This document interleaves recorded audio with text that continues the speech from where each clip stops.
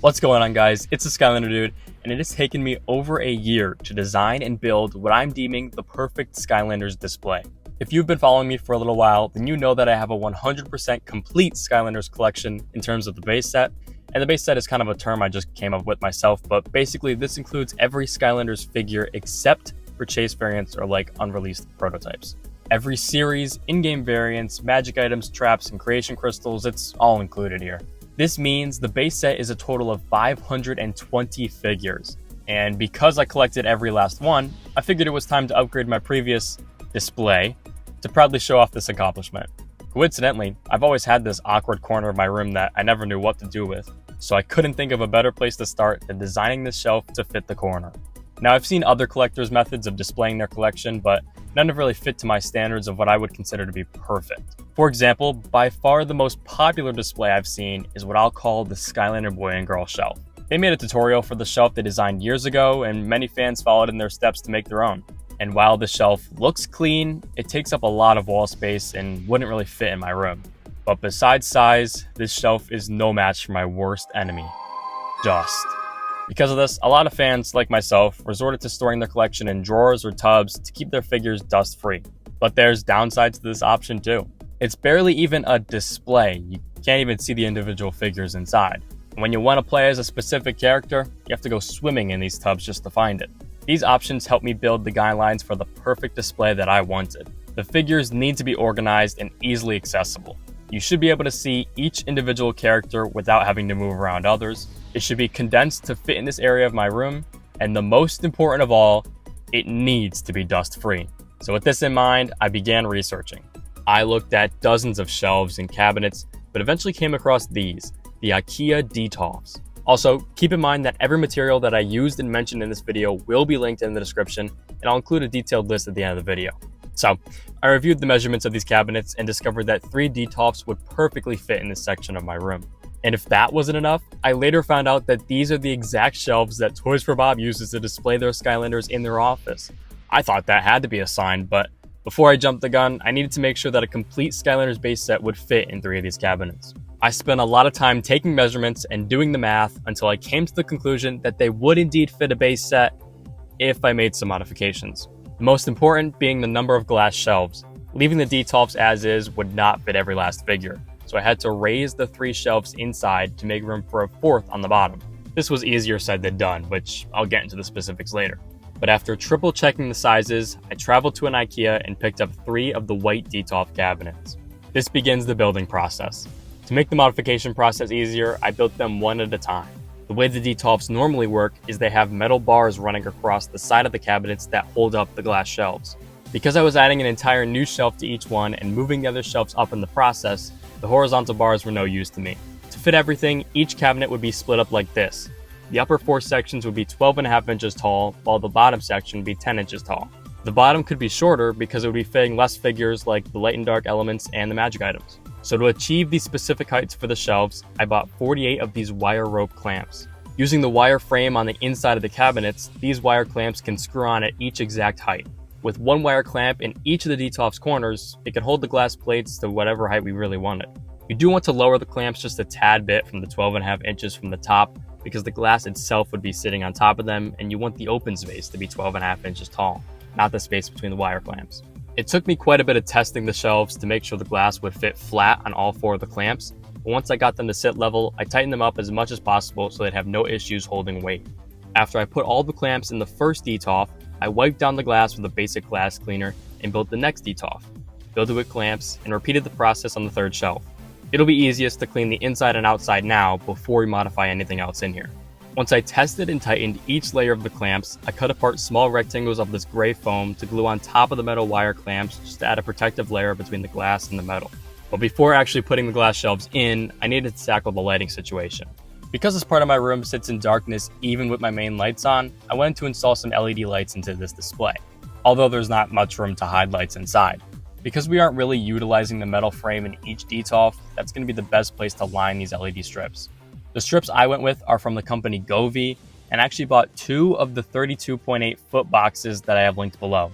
You might be able to get away with one 32.8 foot set and another smaller size of the same LEDs, but I got some extra just in case I messed up. There is other ways you can light these cabinets, but here's a rough blueprint of how I installed the strips. The red line starts at the bottom left corner, and that's where you'll want the 4-pin connector to come out. There, you feed the LEDs up, across the top, down, through the outside for a bit, just to go back up and across the top once more. And that's where one line will end. Then the blue line starts at the bottom right corner with another 4-pin connector. There, you can follow the rest of the path and end the strip in the second shelf. You can really set these lights up however you like, but this is what worked best for me. If you choose to follow this pattern, you'll have 2 4-pin connectors in each bottom corner, so you'll need to get a 4-pin extender. I've got that linked below too, but with that, you can extend the connector without having lights shining on the bottom. Because the closest outlet for me was on the right side, I ran the extension cable from the left corner to the right to attach it to the power supply. Now some tips for actually installing the lights. You want to angle the light strips roughly 45 degrees so they hit as many Skylanders as possible. I also used some zip ties loosely to help hold the lights to the metal cage because I didn't really trust the adhesive on the back. If you also use zip ties, I cannot stress this enough, do not cinch them tightly. You will ruin the LEDs and they will either not light up at all or only work for certain colors. Just tighten them relatively loosely as you see I did. Now because we're lining lights on the metal bars, you'll have to avoid the horizontal bars and the wire clamps we installed. Just give yourself some extra slack and wrap the lights around these obstacles.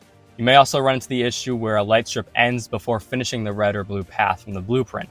So I've also linked below some LED strip connectors where you can join 2 strips together to continue the path. Once you get your lights set up and tested, we can move on to dust proofing the detolfs. For the most part, these will do a great job at holding away dust.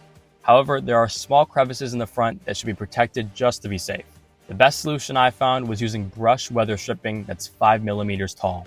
Because I got the white detolfs, I also wanted white weather stripping to match. And I did have to order 2 separate sizes just to have enough to line the inside. But installing the weather stripping is fairly easy. I filled both sides, top and bottom crevices that the door left to eliminate any dust or lint from getting in. You may have to push the weather stripping back on the side where the door opens just to make sure you're not hindering its ability to hinge open. I was able to remove and re-stick the weather stripping without a problem, so this adhesive is really good. Once all the gaps are filled and you ensure the door is open smoothly, you can finally put in the glass shelves. Because each detolf comes with only 3 glass panels for the shelves, and I made room for an extra shelf on each cabinet, I need to get another 3 glass panels elsewhere. So I called the local glass cutting shop near me and had them cut 3 glass panels that were 15 inches by 11.5 inches and 3/16 inch thick. Now because this glass I got cut isn't tempered glass, I went a little thicker than the panels included in the detolfs just to be sure it can hold the weight of a few Skylanders. If you want to play it safe, you can go even thicker, but so far I've had no issues with this thickness. I ordered those 3 pieces of glass for about 25 bucks a panel. It may be cheaper or more expensive depending on your local glass cutting shop, but that's what it cost for me. I put these 3 shelves on the bottom row of the detolf just because they were a bit different and I wanted to keep them together. Depending on how you look at the display, you can tell the bottom shelves are a bit thicker, but for the most part, it's not super noticeable. At this point, the detolf cabinets themselves are fully modified. It's time for the most time and effort consuming process, making these acrylic risers. I wanted some way to elevate the figures inside the shelves so they're not just sitting flat in the glass, and this is what I came up with. I did a lot of calculating and testing to find out the exact measurements in order to perfectly fit an entire Skylanders base set, except for like traps, because they already have a great trap tray. I managed to work together these step risers that fit perfectly inside. I'll leave both the paper pattern for all the pieces needed for these risers and a 3D model that I made for the 2 different steps in the description below. The reason why there's 2 different models is because there's 15 total slots in the display, 14 of those will be filled with one type of step, and the one remaining will have a slightly shorter step. That last one is just made to better fit the light and dark elements. But how can you make these risers? Well, there's a lot of options. Originally, I wanted to get these 3D printed, and that's why I designed the 3D models. Unfortunately, I don't know anyone with that big of a 3D printer, and all the 3D printing companies near me wanted thousands of dollars just to get these printed, so that wasn't going to work for me. If you know of a cheaper way to get these printed, that'd be the easiest for you. So that's why I still included the models in the description. They may not be the exact right size as I wasn't able to test them, so make sure you test one before printing them all if you can. As for what I did do, I decided I had to hand make each step. Because these shelves were completely glass, I wanted to match the transparency by constructing these out of clear acrylic. This was not cheap and very time consuming, so if you can't dedicate to that, I'd suggest making these out of a different material. It all depends on how you want the end result to look, but materials like wood or even cardboard can work for these steps. For the sake of the video, I'm going to show my process with the acrylic even if it's not the best fit for you. Once again, I provided links for the exact sheets I bought, but I got 4 sheets of 36 by 48 inches and 0.093 inch thickness, and 1 extra sheet of 18 by 24 with the same 0.093 inch thickness. This extra sheet was mostly to make up for all the mistakes I made when cutting these out, because it wasn't easy. To get these pieces as straight as possible, I cut the sheets on a table saw with a specific saw blade linked below. If you plan on cutting these with a table saw, please be careful. You should specifically use a saw blade with 100 teeth that fits your table saw. The one I linked fit mine, but it may not fit yours, so double check what will before you buy it. And get an adult to help if you need to. I know I need the help, so yeah, just don't hurt yourself. Cutting these hundreds of pieces is a long process, so be prepared if that's the route you choose to take. You can also try to find similar risers that are already made online, but I couldn't find any that perfectly match these dimensions. After I cut each piece, I filed any sharper edges down, then started the next long process of gluing the steps together. I specifically bought this acrylic cement to securely glue the pieces together, as it's the best option for holding together acrylic. It's pretty strong after you let it dry for a few days, but it does take some practicing to get a hang of. Along with the glue, I got a syringe with a thin needle to feed the well-done glue exactly where I wanted it. I found the best results when I pressed 2 pieces together and filled the crack with cement where the 2 pieces met. I could see when the glue seeped into the cracks, so I was careful not to use too much. You don't want more than a tiny bit, because if the glue drips onto the acrylic, it will leave a residue on the steps that you can't clean off. Only a small amount will be able to hold these pieces together. It took me around an hour and a half to glue just one riser, because you need to hold the pieces in place for a few minutes in order for the glue to harden a bit. Once I finally finished gluing all the steps together, this is what the final product looked like. As you can see, they weren't perfect. I had some cement residue on parts of the risers, and not every piece lined up perfectly, but fortunately, that'll all be hidden by the Skylanders placed on top. So I took each riser and fit them into the display. The one shorter riser I put in the bottom left specifically for the light and dark elements, as I mentioned. But now that everything is set up, it's finally time to fill up these displays with Skylanders. To fit everything perfectly like I wanted, I designed a shelf and a half per element. What I mean by that is each element will take up 1 full section plus half of the section to the side of it. You can see this here with fire and water. Fire ends halfway through the second detolf, and that's exactly where water starts. Within each element, I sorted the figures by game. I designed the risers to fit larger figures on top and shorter figures on the bottom ahead of time, so characters like giants, trap masters, and senseis will sit directly on top to make room for the shorter guys on the bottom. This way, I start here with Spar's Adventure, up to giants, back down to Swap Force, then Trap Team, move to the next shelf for Superchargers, and finish with Imaginators. I organized them like this for every element and had opposite elements on each layer, like Fire versus Water and Life versus Undead. This perfectly fits every character in the 8 core elements for the first 4 rows. Within each game, I wasn't too specific about how they were ordered, but when I could, I always put variants after the original character. As for the bottom, the first section I filled with 1/2 light, the other dark, and chaos in the middle. This left magic items and creation crystals for the last 2 sections. Most magic items fit within the bottom middle, with some superchargers and imaginators overflowing into the next shelf.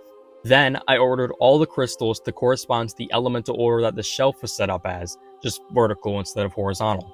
There are an uneven amount of creation crystals, especially including the unreleased ones, so this was the best way to fit them all in. But that is the full display that perfectly fits a complete base set of Skylanders figures. This display took a lot of work, but I hope you enjoy the final result, and if you plan to make your own, comment below. There's a lot that goes into making this display, so if you have any questions about the process, leave them down below and I will do my best to answer all of them.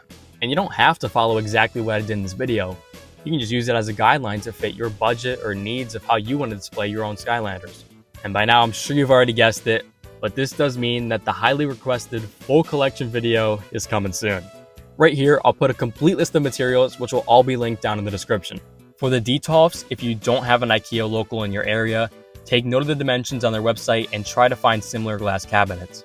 And I do have to mention that all the Amazon links below are affiliate links. This means I might receive a commission from any item you purchase, but it's at no extra cost to you. Thank you guys so much for watching. Don't forget to subscribe, like, and comment. Peace.